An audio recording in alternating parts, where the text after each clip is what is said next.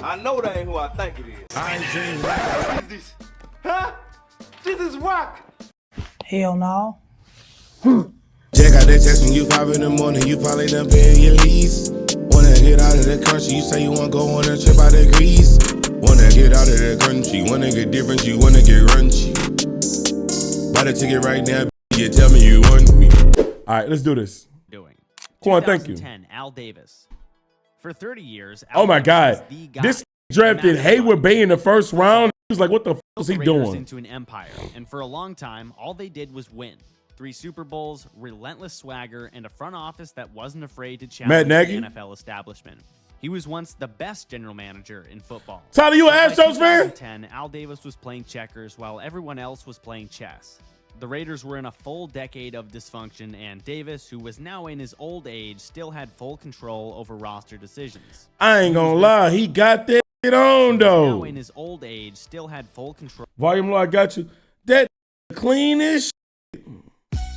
He got that shit on though. Where you get that jacket from? Control over roster decisions, and he was working with a scouting philosophy straight out of Tecmo Bowl. His strategy was just to draft the fastest guy possible and assume football skills were optional. Like in the case of Darius Hayward. The 2009 draft should have been a wake-up call. The Raiders had the 7th overall pick and needed a real offensive weapon. Bro, took Michael Hayward Bay Crabtree was sitting crazy. there, polished, productive, clearly the best receiver prospect in the class. But Darius Hayward Bay no, what you want? According to Al's trusty stopwatch, and that was all he needed to see. Didn't matter that he had the hands of a bricklayer or ran routes like a GPS without signal. Speed was speed. Let me take the trash out your cook. 2010, the Hayward Bay disaster was obvious. Like, taking Hayward Bay over Crabtree is, they should have took the team then, man. He was tripping. But Davis doubled down. He spent the draft reaching for athletes over actual players, and free agency wasn't much better. He wasted the 8th overall pick on Rolando McClain, who had the football instincts of a traffic cone. Then he gave cornerback Stanford Routt a $32 million extension right after the 2010 season. He was released 1 year later. But the weirdest part? Despite all this, the Raiders somehow went 8-8 by sweeping the division in 2010. Trash ass division. Thing that could have happened because it convinced Al Davis that there was still a method to his madness. But the NFL had evolved, and the Raiders had not. And by the time Davis passed away, I ain't know Al was looking like that RPL, bro. Under years of mismanagement, bizarre contracts, and a draft strategy that might as well have been who runs the fastest. For decades, Al Davis was ahead of his time, but by 2010, I'm wilding how had officially caught up. I can only tell you what I went through. It takes a special kind of talent to be arguably a worse. Wait a minute, I know this. General what team is manager this? than Matt Millen, who engineered the 0-16 Lions. You have to go out of your way to ruin a franchise, making every possible mistake. Don't click this link. We're going to time you out for us not clicking it. You're not supposed to put links in here anyway. Now thinking you're still the smartest guy in the room. And that's exactly what Gene Smith did. From 2009 to 2012, he tore down a Jaguars franchise that actually had a pretty prosperous little mid-2000s run. His draft philosophy? Ignore Power 5 schools and load up on small school hidden gems. What the f*** are you doing? For a reason. By the time he was done, Jacksonville had collected more anonymous football players than an NFL Europe alumni meeting. 2011 was the year Smith really flexed his scouting genius. With the 10th pick in the draft, he decided that Blaine Gabbert was the guy. Never mind that Gabbert's college tape showed a quarterback who treated pressure like a haunted house. Yo, I've never seen a more pocket paranoid quarterback than Blaine Gabbert. Like, dog. Now, for some reasons, in some ways, I understood him, though. The Jaguars' O-line was horrible. But, dog, the time when he did have time, he was so scary. And, yo, it was trying to say that this was better than Cam Newton. We know why they were saying that. He had long hair, a good... Quinn Ewers, you obviously do not know ball if you're trying to accuse Quinn Ewers of being pocket paranoid or even on the same page as Blaine Gabbert. You do not know ball. Please do not make trades in Madden.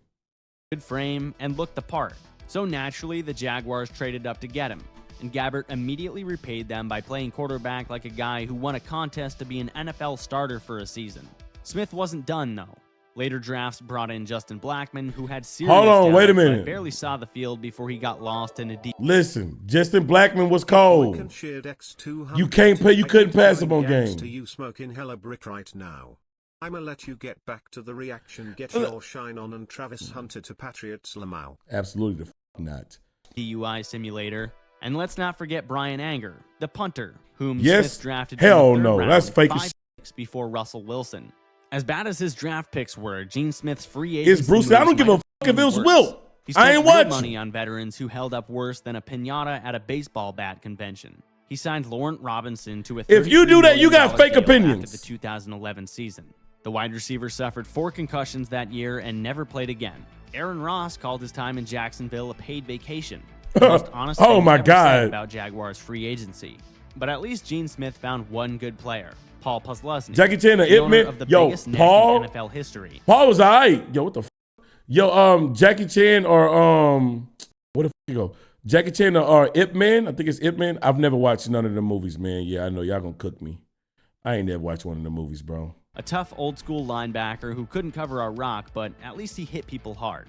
By the time 2011 was over, Gene Smith still had one move left in Bro, his this vid how a to ruin sleeper? the franchise playbook. Bro, I'm chilling. Hiring Relax. Mike Mularkey as the head coach. The man whose only plan was, "F it, let's hand it off to Maurice Jones-Drew." Gene Smith was fired after the 2012 season, leaving behind a roster full of bad IP man, my bad. contracts, busted draft picks, and a city full of fans who spent the next decade in NFL The purgatory. Jaguars was so fucking 2012, trash. Mike Tannenbaum. Mike Tannenbaum Ain't wasn't this on ESPN? always a bad general manager. In fact, for a few years, he looked like one of the smartest in the league. He built a team Yeah. that made back-to-back. And they be on ESPN acting like they talking all this. 2009 and 2010, surrounding a young Punk, Mark what are you doing, Sanchez man? with an elite defense and a punishing run game. But by 2012, that team was a distant memory. His face disturbing me too. Bro, stop what y'all doing, bro. Come on, bro. Stop what y'all doing, bro. Tannenbaum had completely ignored long-term roster building and made one move that officially cemented his place as Rex Ryan. I ain't gonna lie, I can't believe Rex Ryan on my TV screen. That video of him dropping with them feet was crazy. I don't know how to them get a video of this basically snorting his wife's feet. I was like, yo, what the is going on? worst GM of the year, the Tim Tebow trade. It was his Let's set wife. this I up. don't need to see The it. Jets had just extended Mark Sanchez, despite the fact that he had regressed significantly in 2011. Then, instead of surrounding him with weapons or protection, Tannenbaum decided to trade for Tim Tebow. Not as a starter, My goon brother. not as a full-time backup, but I guess as a gadget player, no one really knew. Tebow was fresh off his magical run with the Broncos. Didn't The they guy try to had make one Tebow a defining skill, fullback? running an option-heavy offense that the Jets had no intention of running. The trade made absolutely no sense, and even worse, it immediately created suspense. Fire this. The second Sanchez started struggling, which, let's be real, was inevitable, everyone was going to call for Tim Tebow. Rex Ryan You a had no gooner my idea stream what on to do with Goomer? him. No, I'm Jets not no barely gooner. used him outside of some gimmicky Wildcat packages, and he ended the season with 8 total passes thrown and 32 rushing attempts. Ass. The Tebow trade was just the most public humiliation, but the entire 2012 offseason was a disaster.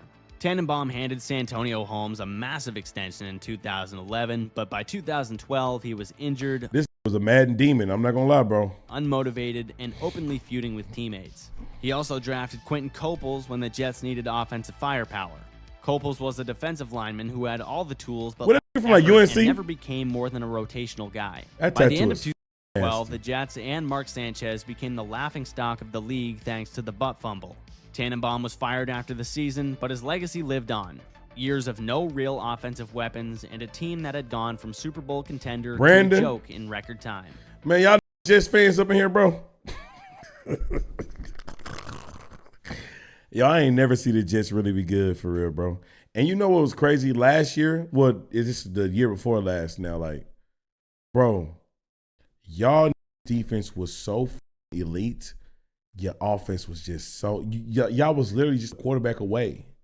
Then when you get your quarterback, now your whole team's now. Aaron Rodgers playing ass. The Tebow trade alone should have gotten him banned from ever running another team, but he eventually landed a job with the Dolphins, where things didn't really go any better. 2013, Mike Lombardi. Yo, I remember the Lombardi's Browns hired this man. spent years as an NFL analyst, a guy who built a reputation as out of here while sitting behind a microphone. But he had spent some time working in the NFL too. So in 2013, the Cleveland Post fans in here, sadly, it's a few of them weak in this. Browns decided, hey, let's see if this guy actually knows what he's talking about. Turns out, he didn't. Lombardi lasted 1 season as the Browns GM, and in that short time, he managed to make every mistake possible. The 2013 season was an absolute train wreck. And when you look at his decisions, it's actually impressive how bad he was at this job. The Browns had the 6th overall pick in the draft. This was a chance to add a franchise-changing player. Now, in fairness, this was one of the worst draft classes of all time. But Lombardi made the brilliant decision to Mingo was not good.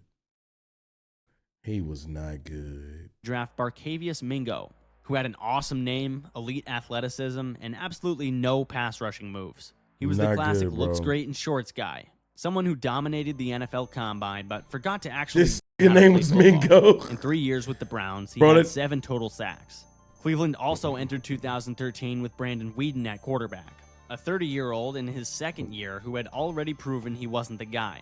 But see, this is why, when I be seeing complaining about like these in these COVID years and like that, I'm like, bro, y'all is new here. Like, I don't care. A 30-year-old in his 2nd year who had already proven he wasn't the guy. But Lombardi's best attempt at fixing the quarterback situation was Brian Hoyer was over trash. Hoyer and Jason Campbell. Here's the one thing Lombardi actually got right. He traded Trent Richardson to the Colts for a 1st-round pick. Now, at the time, people actually thought this was a terrible move. Richardson had just been drafted 3rd overall. I didn't think it was a good move, but this was a good move. Colts thought they were getting a franchise running back. Trash-ass Colts. Instead, they got a guy who ran like he had a blindfold on. The trade was a fleecing, but because it was the Browns, they ultimately turned that pick into Johnny Manziel. So, in the end, Jason Campbell was decent enough for the Browns. Lombardi also on the skins he was. The coaching staff. And after the season, he and the front office randomly fired head coach Rob Chudzinski after just 1 year. This sent the Browns into full-on chaos mode. Nobody wanted the job, and they ended up hiring Mike Pettin, who was about as uninspiring as it gets. Sadly, Lombardi didn't even get to enjoy the mess he was making. After 1 season, Cleveland ownership realized the mistake they'd made and fired him. Mike Lombardi talked a big game for years. Then he got a GM job and immediately showed he had no idea what he was doing. Bro, it's plenty of that be on TV. They be acting like they just the coldest experts when they like talking about these players, and then they get these jobs and be trash. Because there's another guy, one of you on this list. But the other guy, I'm actually mad he was trash because I really with him on NFL Network. 2014, Ray Farmer. Who is this? They got on him? Being the general manager of the The Browns again? Browns in the 2010s was like hooking up with Sidney Sweeney in a dream. Doesn't last very long. Enter Ray Farmer, a man who had somehow made the worst front office in football even worse. Farmer combined horrible draft picks, reckless roster moves, and a scandal so ridiculous that it genuinely sounds made up. The Browns had not 1, but 2 first-round picks in 2014. 2 chances to change the franchise. But instead, they walked away with Justin Gilbert at 8th overall, a corner who had elite athleticism but played like he just won the lottery and then quit his job. He was unmotivated, hated football, and lasted 2 years before getting traded for a 6th-round pick. By 2017, he was out of the league. And then, of course, Johnny Manziel at 22nd overall. What year was this draft? 2014 NFL draft. The Browns had two picks. I don't care. Play the video. I'm going to see. The defining pick of Ray Farmer's legacy. Though, in fairness to him, Jimmy Haslam was surely calling the shot on this one. But still, Farmer is guilty by association. He was okay? The worst part? The Browns had the 4th overall pick before maybe that's not what I'm thinking about. They could have drafted Khalil Mack, Odell Beckham, Mike Evans. Instead, they ended up they with traded down. They had the 4th pick and traded down? Oh, yeah, he need to be fired. Odell Beckham, oh Mike my God. Evans. Instead, they ended up with 2 of the biggest busts of the decade. Horrible. And prayed Josh Gordon could get clean and hold it down at receiver. As if the draft wasn't bad enough, Farmer managed to get himself suspended in 2014 for texting the coaching staff during games. Farmer was literally texting plays to the coaches, trying to micromanage the team for the press like he was playing Madden. The NFL caught wind of it, and the Browns were fined $250K while Farmer got suspended for the first 4 games of the 2015 season. By the end of 2014, Bell was already a bust. You don't know about He was coaching. allergic to effort, and Farmer had cemented himself as one of the worst talent evaluators in football. He got fired after Why is that illegal? Because you can't have a that's in the press box away from the game who could be doing anything and everything in the fucking stadium telling them and texting the coaches what to do in the game. Hell no. the Browns went 3-13 in 2015, and Cleveland hit the reset button again. The Browns have had a lot of terrible GMs, but few did as much damage in as little time as Ray Farmer. 2015, Chip Kelly. Eagles! Run it up, run it up, run it up, run it up. And I'm out. Most bad GMs ruin a franchise by accident, but Chip Kelly, it almost seems like he did it on purpose. In 2013 and 2014, he built a fast-paced, innovative offense that took the NFL by storm. But that wasn't enough for Chip Kelly. He wanted total control. He back in the league now. Bill Belichick. And how can you blame him? Yo, get that out of here, bro. Bill Belichick. So in 2015, Santana, delete the it. Eagles gave him full GM power. He wasted no time turning one of the most exciting rosters in football into a catastrophe. Killed him. Killed him. The Eagles had been 10-6 in back-to-back years. They weren't perfect, but they were good. They were so fun to watch, bro. Enough for Chip Kelly. So he gutted the roster, trading LaShawn McCoy for Kiko Alonso. McCoy was 26 years old. Kiko was injury prone and had just rushed for 1,300 yards. Kelly traded him straight up for Kiko Alonso, a linebacker coming off a torn ACL. McCoy kept being a superstar in Buffalo. What a stupid ass Alonso trade. played one mediocre year in Philly before getting dumped. What a he let stupid Jeremy Maclin trade. for nothing after Maclin had 1,300 yards and 10 touchdowns in 2014. The Eagles tried to replace him with Nelson Aguilar. Man, that was what a downgrade, man. What a downgrade. Holy shit. Sorry, shout out to Aguilar, man. You know what I'm saying? But Maclin was tough on the Eagles. Who sucked. They also signed DeMarco Murray to replace McCoy. Hey, hold on, Murray was all right, though. The NFL in rushing for the Cowboys, but he didn't fit Kelly's system at all. They gave him $42 million, and it took about a month for everyone to realize it was a disaster. Murray averaged 3.6 yards per carry, openly hated the system, and was traded away after 1 year. And finally, there was the Sam Bradford trade. The biggest scammer in the NFL history that gets away with it. And was traded away after 1 year. And finally, there was... This gets away with the scamming that he did. They want to shit on other quarterbacks. This is the reason why teams give up on quarterbacks fast when they draft them in the first round, y'all. Usually back then, a team would draft a quarterback and they would be committed to those players because you had to pay them a decent amount of money. Sam Bradford told St. Louis, man, I ain't coming to y'all to bring the whole bank. Was the Sam Bradford trade. The Eagles had Nick Foles, who wasn't good in 2014, but he threw 27 touchdowns and 2 picks in 2013. Kelly traded Foles to the Rams for Sam Bradford, talked about how Bradford was the perfect fit for his offense. Then he coached him for a season and got himself fired. The offense fell apart without McCoy and Maclin. The defense collapsed even further, and DeMarco Murray hated everything and stopped trying. By December, the Eagles were getting embarrassed weekly. A 45-17 loss to the Bucs and a 40-17 loss to the Cardinals made it. The Eagles fired Chip Kelly with 1 game left in the season.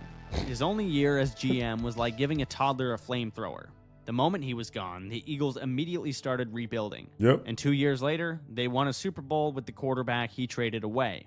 Kelly, meanwhile, went to the 49ers, ruined them for a year, and then left the NFL forever. One of the worst GM stints of all time. And now he's back. Shout out to the motherfucking Raiders.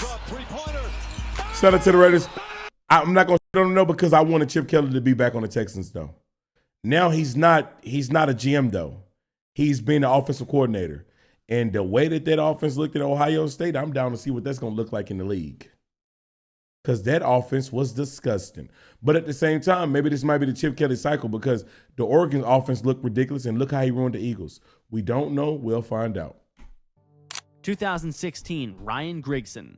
Who the f*** is that the Colts? Welcome to the man who single-handedly ended the career of yes, that's that motherfucker that ruined the Colts. A generational quarterback. From the moment he was hired in 2012, Grigson was handed the easiest job in the NFL.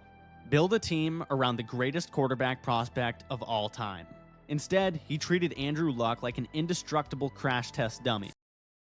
Personnel decisions and left the Colts in shambles. Andrew Luck was drafted in 2012 and almost immediately started taking absurd amounts of punishment.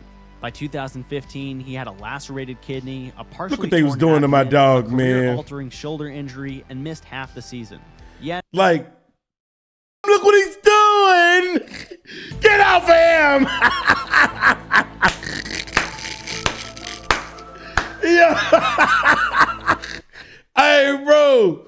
Stay weak. Yo, real. Even though Andrew Luck was in the division and I hated watching them play, when they was going against us, I rooted for them to lose and I rooted for them to not win games, right? I don't hate Andrew Luck. I never hated Andrew Luck. He was just good, bro. Like, you know, some dudes where they win, but you could tell they play like Andrew Luck wasn't that. Like, never that. He was just a naturally talented motherfucker, bro. like he make the throws and you just get mad. You're like, man, I hate this, bro. Like, but they was getting him up, bro.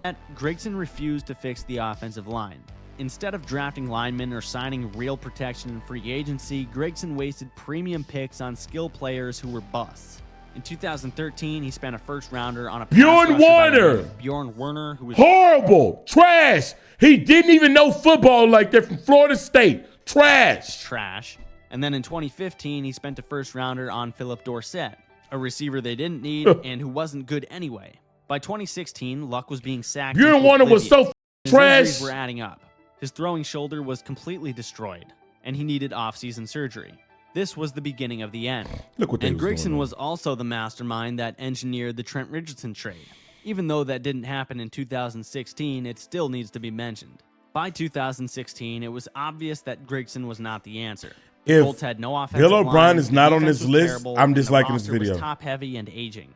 Don't know it's out for right now. Constant pain, and the team missed the playoffs again. I'll play him in a The second, though. absurd part was the fact that Grigson blamed Andrew Luck's contract for his inability to build a good team. God, he was on a January rookie of deal. 2017, the Colts had finally seen enough and fired Grigson, but the damage was done.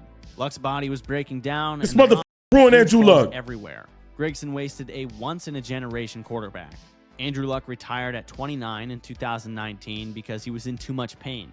Grigson had the easiest opportunity to build a dynasty. Luck super overrated? Man, do y'all just be wanting to say shit? I mean, I'm just like, this is a Texans fan. I have no reason to argue for Andrew Luck. Like, gang, when you watch this motherfucker, I don't understand how you call Andrew Luck overrated. When you actually sit and watch, you can tell this team f***ed him up. If Andrew Luck was on another team, he could have easily been a contender. I don't know what he could have been, but this team f***ed him up, bro.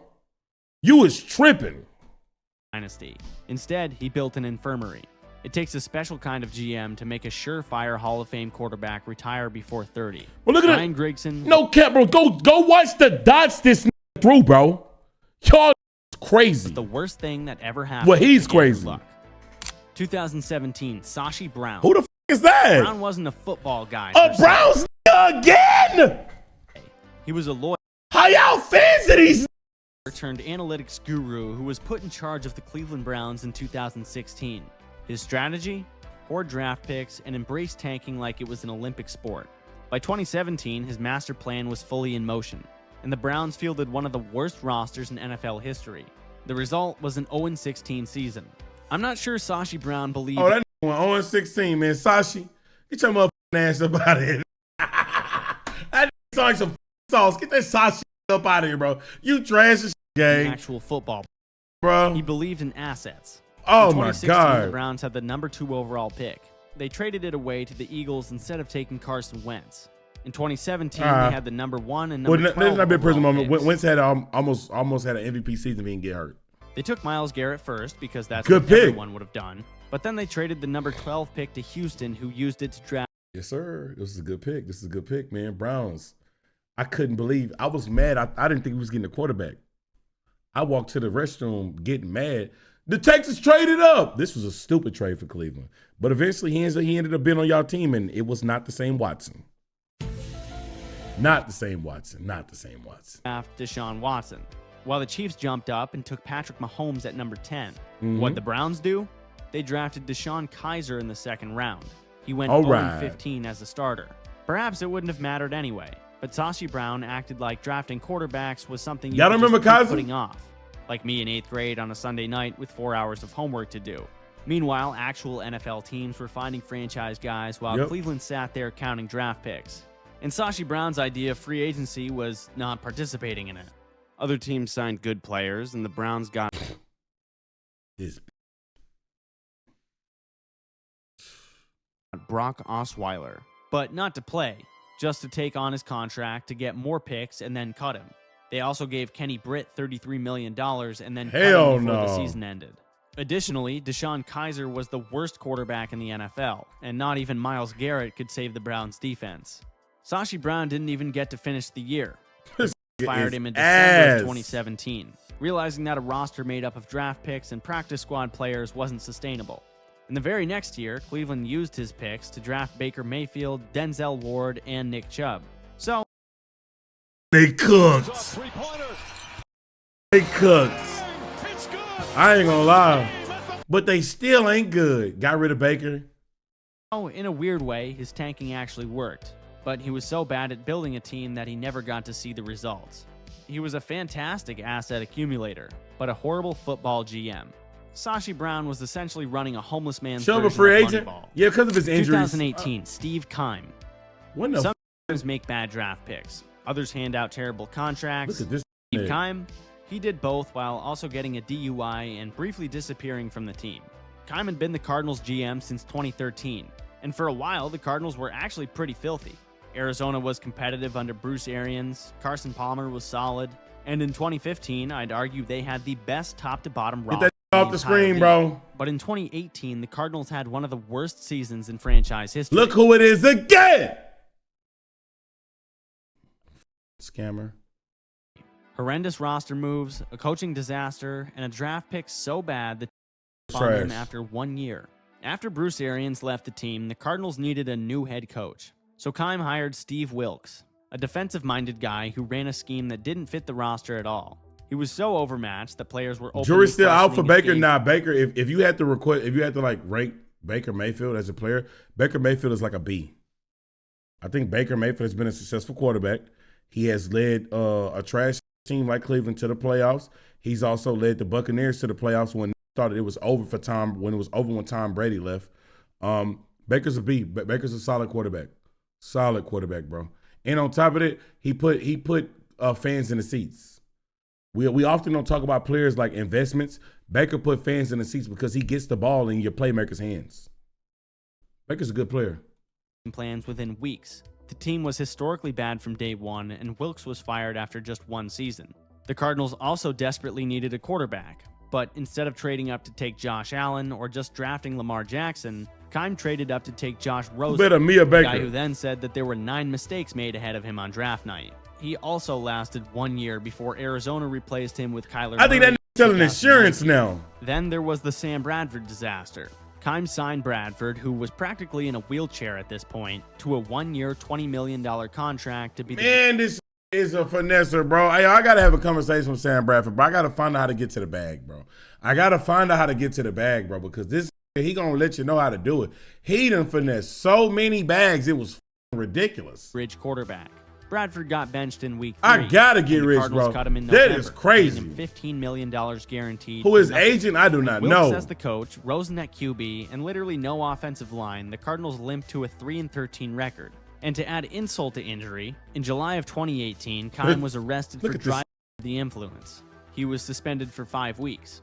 After the 2018 season, the Cardinals fired Wilks, drafted Kyler #1 overall, and traded Josh Rosen for pennies. Keim eventually helped turn things around slightly with Kyler Murray. Where's Bill O'Brien? Total disaster, and Keim was the architect. He somehow kept his job until 2022, when he decided to step away to focus on his health. 2019, John Gruden. Oh, they got my dog on here. Gruden and Mike Mayock. When the Raiders brought John Gruden back in 2018 with a 10-year. And you said that. I just said what he said. $100 million contract. They thought they were getting the mastermind who built their early 2000s powerhouse. But he was no longer the offensive genius running circles around the rest of the league. And he AB blew it up. throwing darts blindfolded. To complete the circus, the Raiders also hired Mike Mayock, AB was an NFL tweaking. Network draft analyst with zero front office experience. On paper, Mayock was supposed to bring scouting expertise, while Gruden called the shots. In reality, they draft? combined forces to make some of the worst roster decisions of the decade.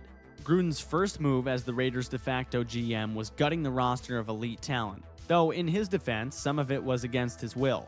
Khalil Mack was the best player on the team, and arguably the best defensive player in the league at the time. But Gruden had little choice but to trade him to Chicago, so they didn't have to give him a massive extension. Amari Cooper was traded this season for a similar reason. Maybe John Gruden himself didn't really want to make these trades. Okay, fair enough. But what did he and Mayock do with all these high-end picks? Yeah, I got to see what they did with these draft picks. The Raiders had 3 first-rounders in 2019. Didn't they took DJ Hayden, RP DJ Hayden, cornerback out of Houston. Fast, it wasn't really on though. Like, didn't really transpire. Ruggs, I think this was DJ Hayden. Their chance to reshape the team. So let's see how that went. Maybe this might not be. The Raiders stunned everyone by taking Clelin Ferrell 4th overall, a guy who was projected to go mid to late first round. He had 10 total sacks in 4 years. Oh, he was garbage. Holy shit. Mike Mayock, you do all that talking on TV and drafted that trash. They could have drafted Devin White, Brian Burns, Dexter Lawrence. Oh, my Instead, God. they burned a top 5 pick on a guy that didn't make it to his second contract. Then they took Josh Jacobs 24th. This was a good Jacobs, pick. great, Jacobs great became pick. a Pro Bowl running back. Great he didn't pick. move the needle much in terms of actually winning. And then they took Jonathan Abram 27th, a hard-hitting safety who played like he was trying to get ejected. He struggled in coverage, was constantly injured, and off the team in 2022. Another first-round bust. Josh Jacobs and 2 colossal busts weren't going to replace Khalil Mack and Amari Cooper. But the worst move of all wasn't even in the draft. It was trading for Antonio. Why did they do that? Brown. They gave up a 3rd rounder for Brown, thinking they were getting an all-time great who would transform their offense. But it turned out they were getting one of the most chaotic players in NFL history. Never played a single snap for the Raiders, but he did show up to his first practice in a hot air balloon, freeze-fry his feet in a cryotherapy chamber, refused to practice because of a helmet dispute, publicly trash the team on Instagram, get into a screaming match with Mike Mayock, and then demand his release. With a bad draft and a roster built on bad free agents. Yeah, he f***ed him up, bro. That is insane. I didn't even know about the coming to practice in the hot air balloon. Nah, we not sponsored no more, bro. A hot air balloon is crazy. Freeze his feet and play a game, bro. They traded for a 3rd and a 5th, bro. Yo, he f***ed the Raiders up, bro. Motion. Man, that is dog. That out of line, bro. Agency signings such as Trent Brown's $66 million deal, the Raiders limped to a 7-9 record. The defense was terrible. Derek Carr was stuck in neutral like he's been for a decade. Clelin Ferrell was invisible, and Antonio Brown was gone before the season started. It was obvious Gruden and Mayock's plan was a bit sloppy. They stuck around for a few more years, but 2019 set the tone for the Raiders in everything the that sense followed. had to. More wasted draft picks like Henry Ruggs and no clear direction. By 2021, Gruden resigned in disgrace after his email scandal, and Mike Mayock was fired in January Gruden saying some crazy racist of 2022. The Gruden and Mayock era was as anticlimactic as it gets. Massive hype and excitement. Yeah, Gruden, I ain't gonna lie, man. I see you on Twitter trying to do your rebrand on some you love the Migos walking like I talking. We don't give a